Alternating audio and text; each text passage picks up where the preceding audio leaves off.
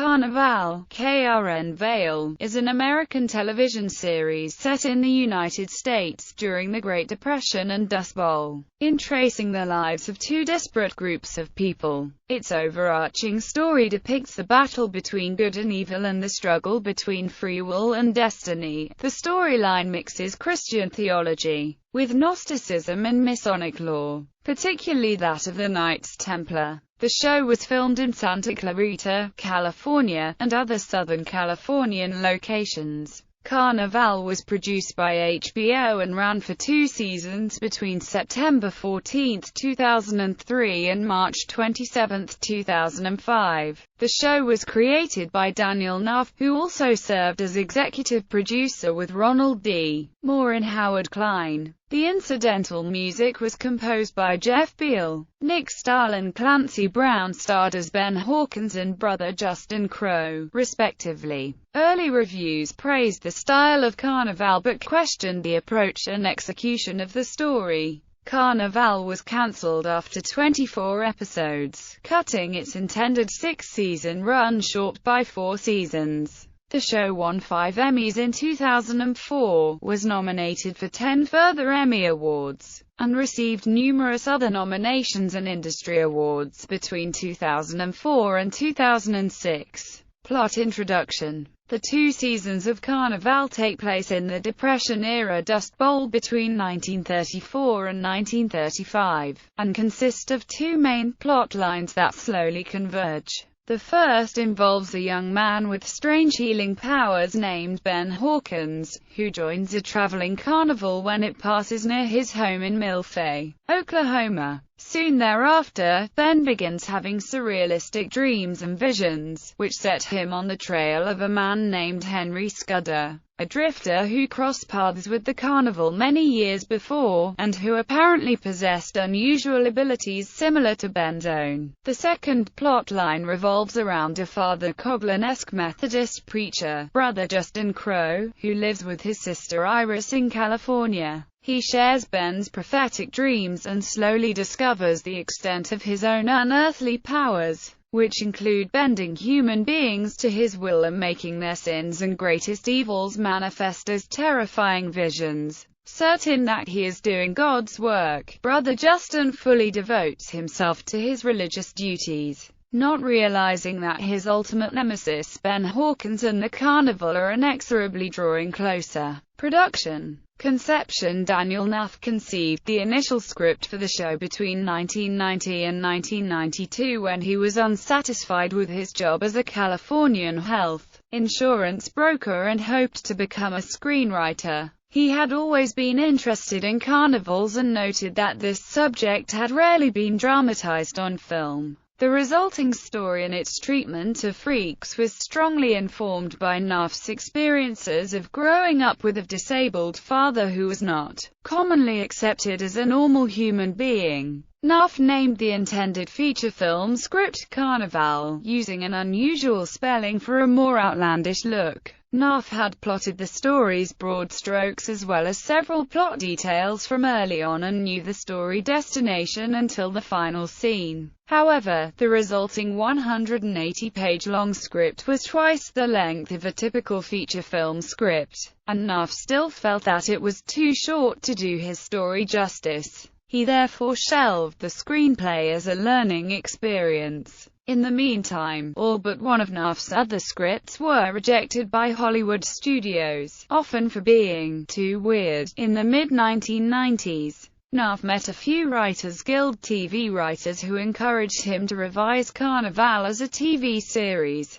Nuff turned the script's first act into a pilot episode, but, having no contacts in the television business, he was forced to shelve the project again and return to his regular job. A few years later, after realizing that his insurance career was not working out, he decided to give his screenwriting efforts a last chance by offering the Carnivàle pilot on his website. The script was subsequently forwarded to Howard Klein by Scott Wynant, a mutual friend of the two men. After several meetings and conversations, Klein felt confident that Carnivàle would make a good episodic television series that could last for many years. Klein brought it to the attention of Chris Albrecht and Carolyn Strauss of HBO, who were immediately receptive. The network deemed Nuff too inexperienced in the television business to give him full control over the budget, and appointed Ronald D. Moore as showrunner. The pilot episode, which was filmed over a period of 21 days, served as the basis for additional tweaking of intended storylines. Long creative discussions took place among the writers and the network,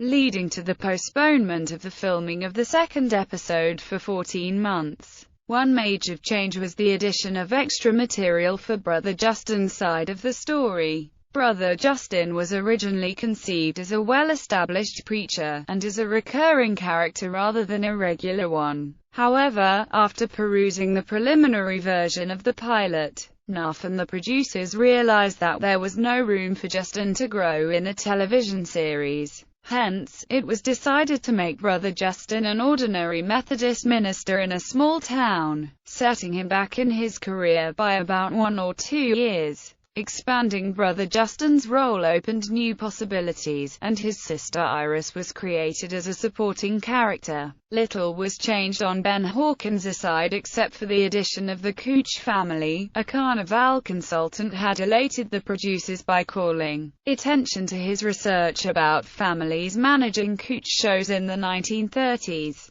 Format: the Carnivàle story was originally intended to be a trilogy of books, consisting of 2 seasons each. This plan did not come to fruition, as HBO cancelled the show after the first 2 seasons. Each season consists of 12 episodes. Airing on HBO benefited Carnivàle in several ways. Because HBO does not rely on commercial breaks, Carnivàle had the artistic freedom to vary in episode length. Although the episodes averaged a runtime of 54 minutes, the episodes Insomnia and Old Cherry Blossom Road were 46 minutes and 59 minutes, respectively. HBO budgeted approximately $4 million for each episode, considerably more than most television series receive. Historical production design: Carnivàle's 1930s Dust Bowl setting required significant research and historical consultants to be convincing, which was made possible with HBO's strong financial backing. As a result, reviews praised the look and production design of the show as impeccable, spectacular, and as an absolute visual stunner. In 2004, Carnivàle won 4 Emmys for art direction, cinematography, costumes, and hairstyling. To give a sense of the dry and dusty environment of the Dust Bowl, smoke and dirt were constantly blown through tubes onto the set. The actors' clothes were ragged and drenched in dirt, and Carnivàle had approximately 5,000 people costumed in the show's first season alone. The creative team listened to 1930s music and radio and read old Hollywood magazines to get the period's sound, language, and slang right. The art department had an extensive research library of old catalogs, among them an original 1934 Sears catalog, which were purchased at flea markets and antique stores. The East European background of some characters and Asian themes in Brother Justin's story were incorporated into the show. Aside from the show's supernatural elements, a historical consultant deemed Carnivàle's historic accuracy to be excellent regarding the characters' lives and clothes, their food and accommodations, the cars and all the material culture. Filming locations: Carnivàle's interiors were filmed at Santa Clarita Studios in Santa Clarita, California, while the show's many exterior scenes were filmed on Southern California locations. The scenes of fictional California town of Minton, where the stories about Brother Justin and Iris in Season 1 were based, were shot at Paramount Ranch in Agoura Hills. The Carnivàle set itself was moved around the greater Southern California area, to movie ranches and to Lancaster, which were to replicate the states of Oklahoma, Texas, and New Mexico. The permanent filming location of the Carnivàle in Season 2 was Big Sky Ranch, which was also used for Brother Justin's new home in fictional New Canaan. Opening title sequence. Carnivàle's opening title sequence was created by A52, a visual effects and design company based in Los Angeles, and featured music composed by Wendy Melvoin and Lisa Coleman. The opening title sequence won an Emmy for Outstanding Main Title Design in 2004. The production team of A52 had intended to create a title sequence that grounded viewers in the mid-1930s, but that also allowed people to feel a larger presence of good and evil over all of time. A52 then pitched their idea to Carnivàle executives in early 2003, who felt that the company's proposal was the most creative for the series concept.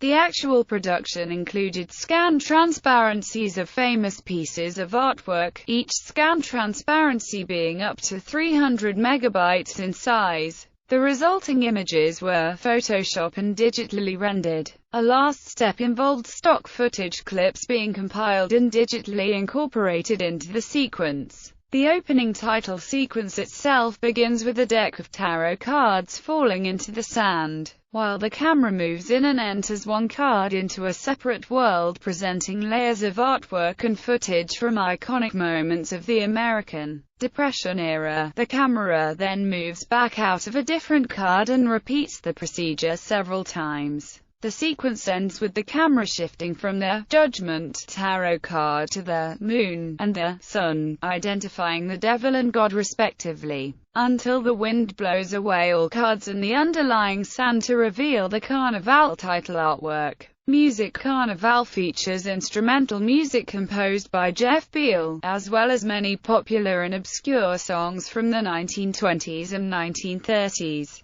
The time when Carnivàle's story takes place. The main title was written by Wendy Melvoin and Lisa Coleman, and was released with selected themes by Jeff Beal on a Carnivàle television soundtrack by the record label Varese Sarabande on December 7, 2004. Beal released tracks of Season 2 on his personal website. A complete list of music credits is available on the official HBO website. Jeff Beal's score is primarily acoustic-sounding electronics, but mixes themes of bluegrass as well as atmospheric rhythmic sounds. Bigger groups of strings support smaller ensembles of guitars, pianos, violins, cellos, and trumpets. The music sometimes uses ethnic instruments such as banjos, harmonicas, ukuleles, and dudukes. Because HBO does not break individual episodes with commercials, Carnivàle's music is paced similar to a movie,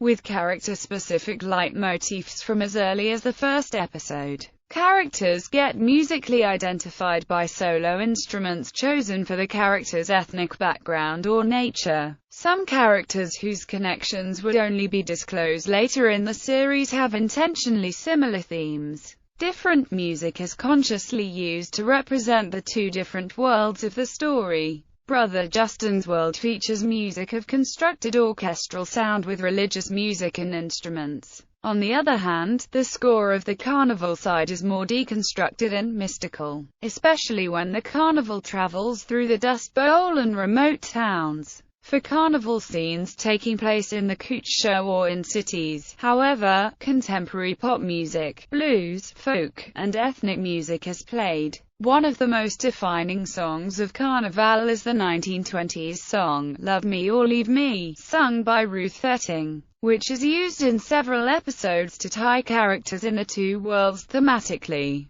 Cast. The plot of Carnivàle takes place in the 1930s Dust Bowl and revolves around the slowly converging storylines of a traveling carnival and a Californian preacher. Out of the 17 actors receiving star billing in the first season, 15 were part of the carnival storyline. The second season amounted to 13 main cast members, supplemented by several actors in recurring roles. Although such large casts make shows more expensive to produce, the writers are benefited with more flexibility in story decisions. The backgrounds of most characters were fully developed before the filming of Carnivàle began but were not part of the show's visible structure. The audience would therefore only learn more about the characters as a natural aspect in the story. Season 1's first storyline is led by Nick Stahl portraying the protagonist Ben Hawkins, a young Okie farmer who joins a traveling carnival. Michael J. Anderson played Samson, the diminutive manager of the carnival. Tim Decay portrayed Clayton Jonesy Jones, the crippled chief roustabout.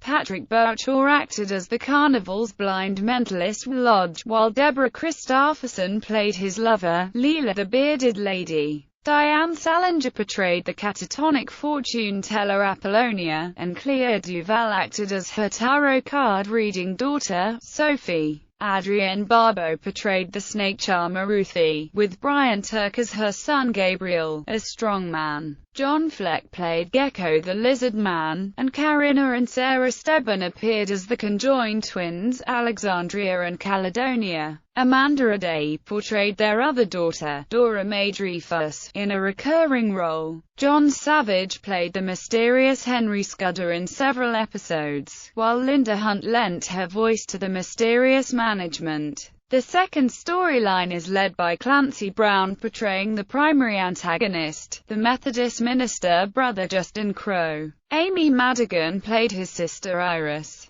Robert Nepper supported them as the successful radio host Tommy Dolan later in the first season, while Ralph Waite had a recurring role as Reverend Norman Balthus, Brother Justin's mentor. Kay Callan performed in a recurring role as Eleanor McGill, a parishioner who became devoted to Brother Justin after seeing his power firsthand. Several cast changes took place in Season 2, some of them planned from the beginning. John Fleck, Karina Stebbin and her sister Sarah had made their last appearance in the first season's finale, while Patrick Bouchow's and Diane Salinger's status was reduced to guest starring. Ralph Waite joined the regular cast. Several new characters were introduced in recurring roles, most notably John Carroll Lynch as the escaped convict Varland Stroud and Bree Walker as Sabina the Scorpion Lady. The casting approach for Carnivàle was to cast the best available actors and to show the character's realness as opposed to depending on freak illusions too much.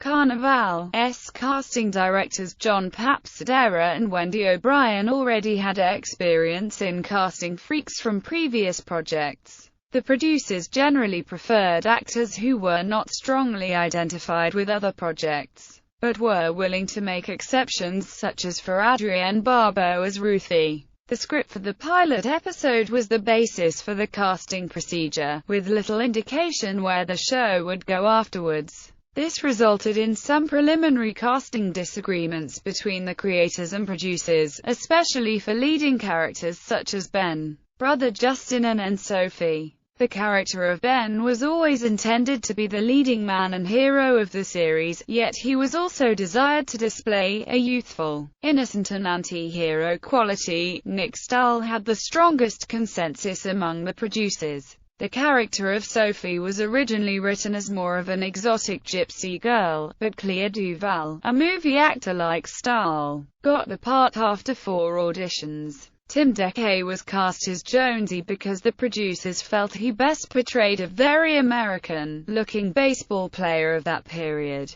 One of the few actors who never had any real competition was Michael J. Anderson as Samson, whom Daniel Knaff had wanted as early as the initial meeting. Mythology. Although almost every Carnivàle episode has a distinctive story with a new carnival setting, all episodes are part of an overarching good versus evil story that only culminates and resolves very late in Season 2. The pilot episode begins with a prologue talking of a creature of light and a creature of darkness being born to each generation, preparing for a final battle. Carnivàle does not reveal its characters as avatars beyond insinuation, and makes the nature of suggested avatars a central question. Reviewers believed Ben to be a creature of light and Brother Justin a creature of darkness. Other than through the characters, the show's good and evil theme manifests in the series' contemporary religion, the Christian military order Knights Templar, tarot divination, and in historical events like the Dust Bowl and humankind's first nuclear test.